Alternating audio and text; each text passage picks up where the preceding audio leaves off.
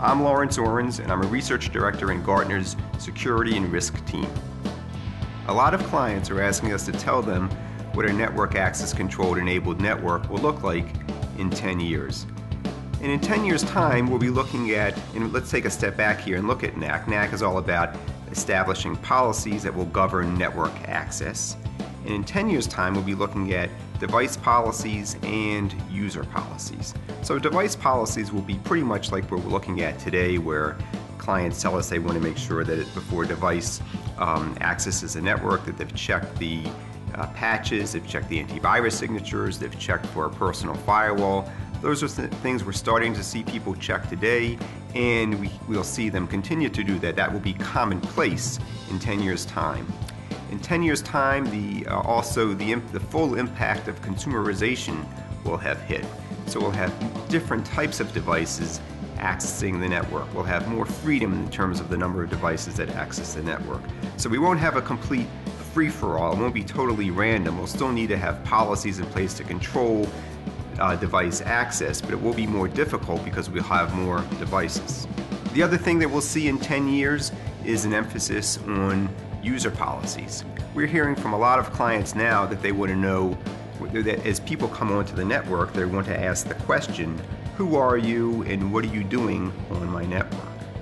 And this is something that will be very commonplace in 10 years. We'll need to limit where people go on the network based upon their role. The analogy that I use here is, imagine that you're working in the Pentagon, and you may have keys to 3 offices. You have a key to your office, you have a key to maybe a small lab environment, and you have a key to a storage facility. So as you're walking down the long corridors of the Pentagon, you know that there are dozens and dozens of doors, okay, doors to offices, but you can't see them. The only 3 doors that you see are the ones for which you have keys. So that same analogy applies to the network and the resources on the network. The only applications that you see are the ones which you have authorized access to. If you're not authorized to sign on to the salary database, then you won't see the sign-on screen for it. Packets from your PC will never get to that mission-critical server. We're seeing a lot of interest in user-based policies. It's very much an emerging area, but nonetheless we're starting to see a lot of interest.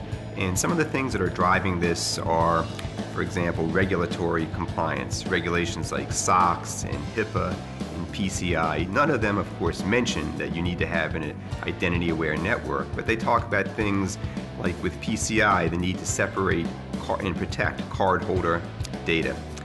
For example, with HIPAA, it's a need to protect the patient healthcare records. With SOX, it's a need to control access to sensitive financial applications. So an identity-aware network is a good approach to protecting these resources and also providing audit trails so that you can satisfy the auditors that you're controlling access to these resources. Another thing that's driving this interest in identity-aware networks is protecting intellectual property. So organizations that have the most to lose, like the military and the defense community, or pharmaceuticals that spend 10 years or longer developing the next blockbuster drug, or financial services, all of these verticals have expressed strong interest in identity-aware networks. We also have what we call the xenophobia threat, the fear of strangers. So our large multinational corporations that have offices in developing nations, they oftentimes will tell us that they're not confident in the physical security in those developing nations. They don't know who's walking in through the front door, connecting to the network. They have no visibility into that. And then finally, guest networking. This is a broad-based phenomenon, and organizations just want to protect their networks from guests. Just give the guests the access that they need to the internet, and that's it, and keep them off their networks. So these are the drivers for identity-aware networks. The most common question that clients are asking about network access control relates to guest networking. And there are a lot of different options for implementing guest networks. What we try to do at Gartner is help our clients take a longer-term perspective on guest networking. We help them select a guest networking solution that will serve their needs today, as well as serve as a foundation for a full-blown network access control solution in the future. If you have anything to do with identity and access management, join Lawrence and the other top analysts in this field at the Gartner Identity and Access Management Summit. Tickets are on sale now.